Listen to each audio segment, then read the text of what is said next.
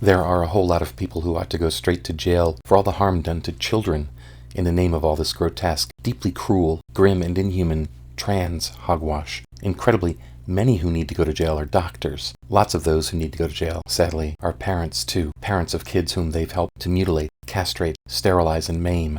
Generally, it's the mothers collaborating in these atrocities, but many are fathers too. There are no words. This is Joseph Mengele, Nazi experimentation type stuff.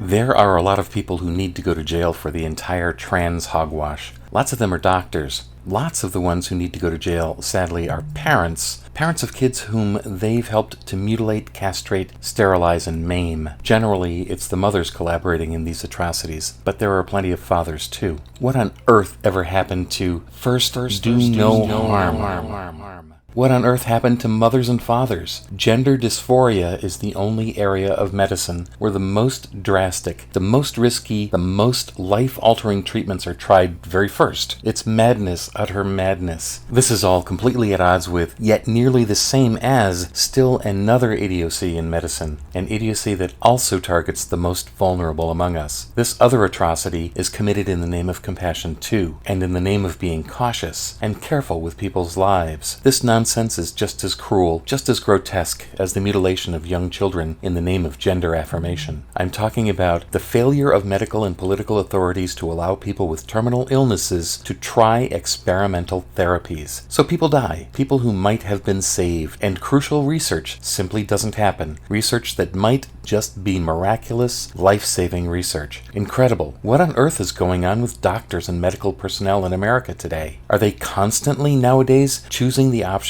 where someone dies, or where someone is mutilated, maimed, or sterilized? One has to ask oneself, is the medical community not what we've always thought it was? When growing up, who didn't think of doctors as nearly mythical, noble, almost angelic creatures who had chosen such a noble calling, saving lives, making sick people well, taking away pain and illness? Nowadays, doctors, when faced with a patient who has pain, or who is depressed, or who is suffering in some way, shape, or form, increasingly frequently they're prescribing suicide drugs. Who would have thought that would even be possible? The theory of evolution suggests that we're supposed to be seeing new, ever stronger versions of humanity appearing as time goes by. But instead we appear to be devolving into brutes, savages, death-obsessed animals. And leading the way, incredibly, down this path to savagery are doctors. Who could believe that would even be possible?